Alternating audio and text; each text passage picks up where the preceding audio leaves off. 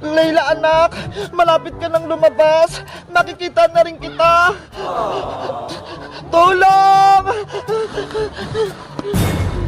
Ayun, nakatulog na yung buntis. Kukunin ko ang laman ng kanyang tiyan.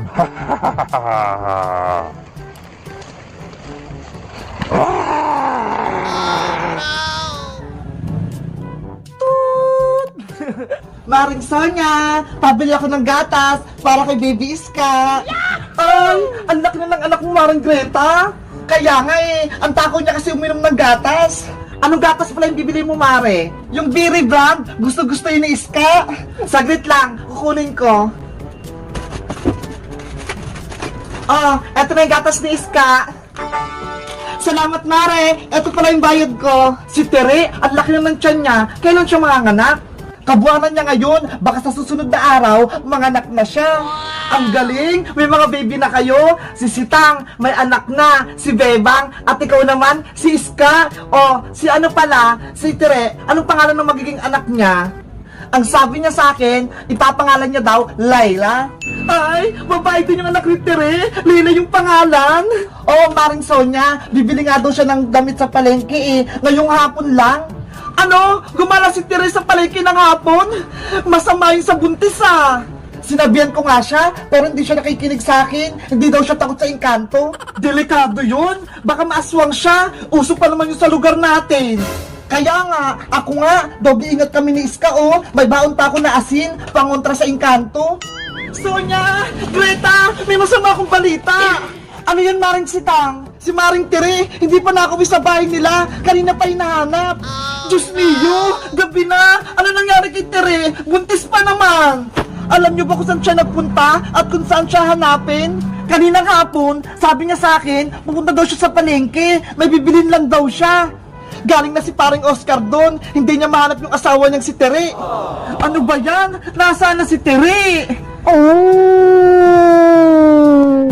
Naku! Baka naswang na si Maring Tere! Nasa lubong niya yung masamang engkanto! Greta, huwag ka mag-isip ng ganyan! Baka may pinunta lang si Tere, kaya hindi nakauwi ka agad! Sana nga hindi, Maring Sonia! Ang mabuti pa, tulungan niyo akong maghanap para mabilis nating mahanap si Maring Tere! Sige, tutulong din ako sa paghanap, Maring Sitang! Isasara ko lang tong tindahan ko! Maring Sitang, Maring Sonia, hindi ako makasama sa inyo! Karga ko si Iska baka mapahamak siya! Sige Greta, umuwi ka na. Bantayan mo na lang yung anak mo. Iska, tara na. Mabuti na lang yung anak kong si Bebang. Binabantayan ng tatay niya. Sitang, tara na. Hanapin na natin si Maring Tere. Halika na, Sonia. Doon tayo maghanap sa malapit sa tulay.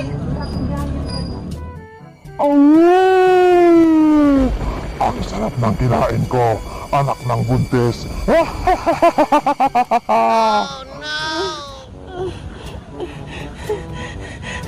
Bakit ang dilim? Wala akong makita. Nasaan ako? Kawawa ka naman. Hindi ka na buntis. Hindi na kita kailangan. Sino ka? Tulungan mo ko. Yung baby kong si Layla. Lalabas na. Wala ka ng anak. Kinain ko na. Kaya iiwan na kita. Tulong! Ang sakit ng tiyan ko! Manganak na ako! Maring Sitang, si Tere ata yun! Narinig ko umiiyak! Nasaan siya? Wala akong marinig! Guys, alam niyo ba kung saan namin makikita si Maring Tere? Buntis siya! Kailangan namin siyang mahanap para hindi siya aswangin! Mag-comment lang kayo para sa part 4! Bye-bye! Nay! Antay niyo po ako! Gusto ko rin sumama sa palengke! Wag na, princess! Nagmamadali ako! Sige na po, Nay! Isama niyo na ako! Please!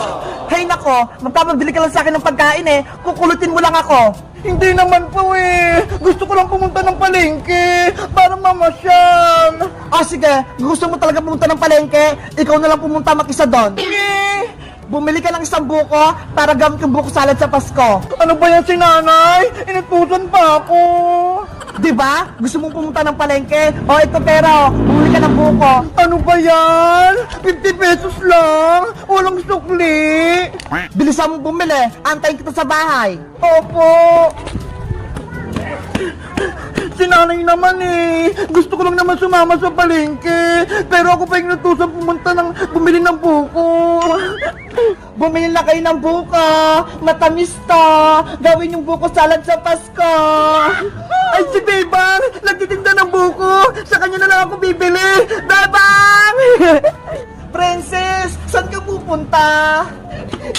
Pinabibili ako ng buko ni nanay sa palengke! Mabuti na lang nakita kita! Tama-tama! Bili mo na tong paninda kong buko, Princess! Magkano yung isang buko, Bebang? 40 pesos lang isa. Ay, ang mura naman. May sukli pa akong 10 pesos. Sige, Bebang, pabili ako ng isa. Okay, eto Princess, oh. Ang bigat. Eto bayad ko, Bebang, oh. Eto naman yung sukli mo, Princess, oh. Ayos, may 10 pa ako. Ibibili ko na lang ito ng pagkain sa tindahan. Aalis na ako, Bebang.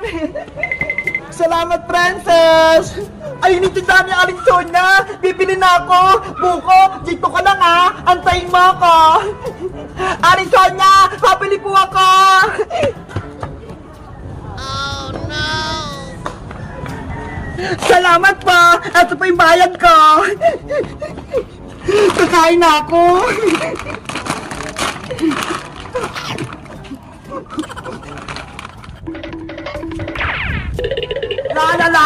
La! Mangaral nga ako mamaya kila Bebang! Uy, ano yun? May buko! Ayos! Hulog ng langit! May merienda na ako! Kakainin ko na to! A few moments later. Ang sarap ng merienda ko! Uwi na nga ako sa bahay! Doon ko na lang to kakainin! Nasaan na yung buko ko? Dito ko lang yung iniwan ah! Bakit biglang nawala? Oh no! Buko! Nasaan ka na? Buko! Bumili na kayo ng buko!